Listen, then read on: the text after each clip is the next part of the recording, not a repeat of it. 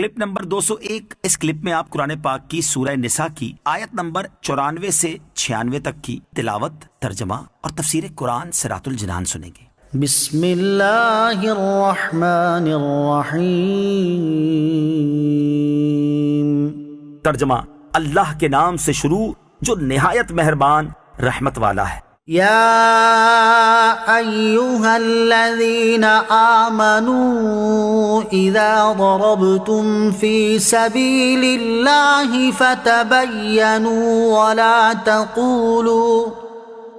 ولا تقولوا لمن القى الیکم السلام لست مؤمنا تبتغون عرض الحیاة الدنیا فعند اللہ مغانم کثیرہ كذلك كنتم من قبل فمن الله عليكم فتبينوا إن الله كان بما تعملون خبيرا۔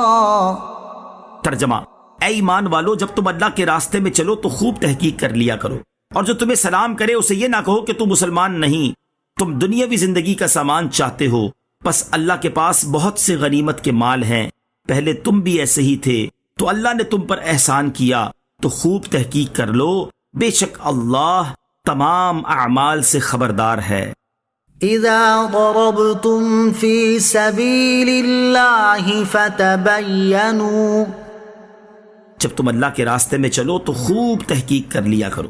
اس آیت مبارکہ کا شان نزول کچھ اس طرح ہے کہ مرداس بن نہیک جو فدق کے رہنے والے تھے اور ان کے سوا ان کی قوم کا کوئی شخص اسلام نہ لایا تھا، اس قوم کو خبر ملی کہ لشکر اسلام ان کی طرف آ رہا ہے، تو قوم کے سب لوگ بھاگ گئے، مگر مرداس ٹھہرے رہے۔ جب انہوں نے دور سے لشکر کو دیکھا تو اس خیال سے کہ کہیں کوئی غیر مسلم جماعت نہ ہو، یہ پہاڑ کی چوٹی پر اپنی بکریاں لے کر چڑھ گئے۔ جب لشکر آیا اور انہوں نے اللہ اکبر کے نعروں کی آوازیں سنی تو یہ خود بھی تکبیر پڑھتے ہوئے اتر آئے اور کہنے لگے، لا الہ الا اللہ محمد الرسول اللہ، السلام علیکم۔ مسلمانوں نے خیال کیا کہ اہل فدق تو سب کافر ہیں، یہ شخص دھوکہ دینے کے لیے ایمان کا اظہار کر رہا ہے۔ اس خیال سے حضرت اسامہ بن زید رضی اللہ تعالیٰ عنہ نے ان کو قتل کر دیا اور بکریاں لے آئے۔ جب تاجدار رسالت صلی اللہ تعالیٰ علیہ وسلم کے حضور میں حاضر ہو کر تمام ماجرا عرض کیا تو حضور پر نور علیہ السلام کو نہایت رنج ہوا اور فرمایا کہ تم نے اس کے سامان کے سبب اس کو قتل کر دیا۔ اس پر یہ آیت نازل ہوئی اور حضور سید المرسلین صلی اللہ تعالیٰ علیہ وسلم نے حضرت اسامہ کو حکم دیا کہ مقتول کی بکریاں اس کے اہل خانہ کو واپس کر دو۔ یہ روایت الفاظ کے کچھ فرق کے ساتھ بخاری اور دیگر کتب احادیث میں بھی موجود ہے۔ یہاں اسی کے متعلق فرمایا جا رہا ہے کہ اے ایمان والو، جب تم اللہ تعالیٰ کے راستے میں چلو تو خوب تحقیق کر لیا کرو، اور جو تمہیں سلام کرے یا جس میں اسلام کی علامت و نشانی پاؤ تو اس سے ہاتھ روک لو، اور جب تک اس کا کفر ثابت نہ ہو جائے اس پر ہاتھ نہ ڈالو، اور اسے یہ نہ کہو کہ تم مسلمان نہیں۔ ابو داؤد اور ترمذی شریف کی حدیث میں ہے کہ نبی رحمت علیہ الصلوۃ والسلام جب کوئی لشکر روانہ فرماتے تو حکم دیتے کہ اگر تم کوئی مسجد دیکھو یا اذان سنو تو قتل نہ کرنا، کذالک کنتم من قبل، پھر تم بھی ایسے ہی تھے۔ مسلمانوں کو سمجھانے کے لیے مزید فرمایا کہ پہلے تم بھی ایسے ہی تھے، یعنی جب تم اسلام میں داخل ہوئے تھے تو تمہاری زبان سے کلمہ شہادت سن کر تمہارے جان و مال محفوظ کر دیے گئے تھے اور تمہارا اظہار ایمان بے اعتبار نہ قرار دیا گیا تھا۔ ایسا ہی اسلام میں داخل ہونے والوں کے ساتھ تمہیں بھی سلوک کرنا چاہیے، اور یہ تم پر اللہ تعالیٰ کا احسان ہے کہ تمہیں اسلام پر استقامت بخشی اور تمہارا مومن ہونا مشہور کیا۔ لہٰذا خوب تحقیق کر لیا کرو کہ کہیں تمہارے ہاتھوں کوئی ایماندار قتل نہ ہو۔ معلوم ہوا کہ جو مسلمان کافروں میں رہتا ہو اور اس کے ایمان کی مسلمانوں کو خبر نہ ہو تو اس کے قتل سے نہ کفارہ واجب ہوگا اور نہ دیت۔ یاد رہے کہ پچھلی آیت میں وہ صورت مذکور ہوئی جہاں مسلمان کا اسلام سب کو معلوم ہو مگر اندھیرے وغیرہ کی وجہ سے پتہ نہ لگے اور مسلمانوں کے ہاتھ سے مارا جائے، اور اس آیت میں وہ صورت بیان ہوئی ہے جس میں مسلمان کا ایمان کسی کو معلوم نہیں، لہٰذا ان دونوں آیات میں تعرض نہیں۔ لا يستوي القاعدون من المؤمنين غير أولي الضرر والمجاهدون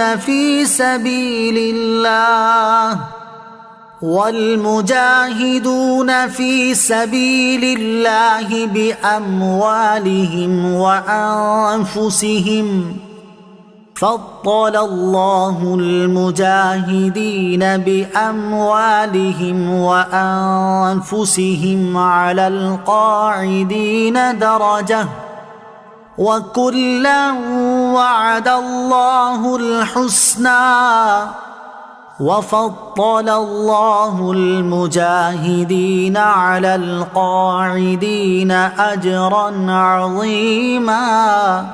ترجمہ: عذر والوں کے علاوہ جو مسلمان جہاد سے بیٹھے رہے وہ اور اللہ کی راہ میں اپنے مالوں اور اپنی جانوں کے ساتھ جہاد کرنے والے برابر نہیں۔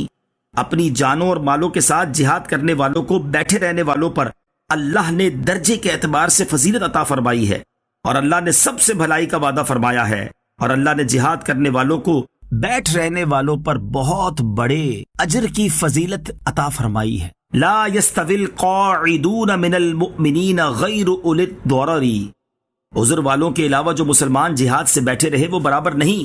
اس آیت میں جہاد کی ترغیب ہے کہ بیٹھ رہنے والے اور جہاد کرنے والے برابر نہیں ہیں، بلکہ مجاہدین کے لیے بڑے درجات و ثواب ہیں۔ اور یہ مسئلہ بھی ثابت ہوا کہ جو لوگ بیماری یا بڑھاپے یا ناطاقتی یا نابینائی یا ہاتھ پاؤں کے ناکارہ ہونے اور عذر کی وجہ سے جہاد میں حاضر نہ ہوں وہ فضیلت سے محروم نہ کیے جائیں گے جبکہ اچھی نیت رکھتے ہوں۔ بخاری شریف کی ایک روایت میں ہے کہ جب اس آیت کا پہلا حصہ نازل ہوا کہ مجاہدین اور غیر مجاہدین برابر نہیں، تو حضرت عبداللہ ابن مکتوم رضی اللہ تعالی عنہ جو نابینا صحابی تھے عرض کرنے لگے، یا رسول اللہ صلی اللہ تعالی علیہ وسلم میں نابینا ہوں، جہاد میں کیوں کر جاؤں؟ اس پر یہ آیت غیر اولی الضرر نازل ہوئی، یعنی معذوروں کو مستثنی کر دیا گیا۔ اور بخاری شریف میں حضرت انس رضی اللہ تعالیٰ عنہ سے مروی ہے، نبی اکرم علیہ الصلوۃ والسلام نے غزوہ تبوک سے واپسی کے وقت فرمایا، کچھ لوگ مدینے میں رہ گئے ہیں، ہم کسی گھاٹی یا آبادی میں نہیں چلتے مگر وہ ہمارے ساتھ ہوتے ہیں، انہیں عذر نے روک لیا ہے۔ درجات منه ومغفرة ورحمة وكان الله غفورا رحيما۔ ترجمہ: اس کی طرف سے بہت سے درجات اور بخشش اور رحمت ہے، اور اللہ بخشنے والا مہربان ہے۔ درجات منہ، اس کی طرف سے بہت سے درجات۔ اس آیت میں اللہ تعالیٰ نے مجاہدین کا اجر بیان فرمایا کہ ان کے لیے اللہ تعالیٰ کی طرف سے جنت کے بہت سے درجات، ان کے گناہوں کی بخشش اور جنت کی نعمتیں ہیں، اور اللہ تعالیٰ جہاد کرنے والوں کو بخشنے والا اور ان پر مہربان ہے۔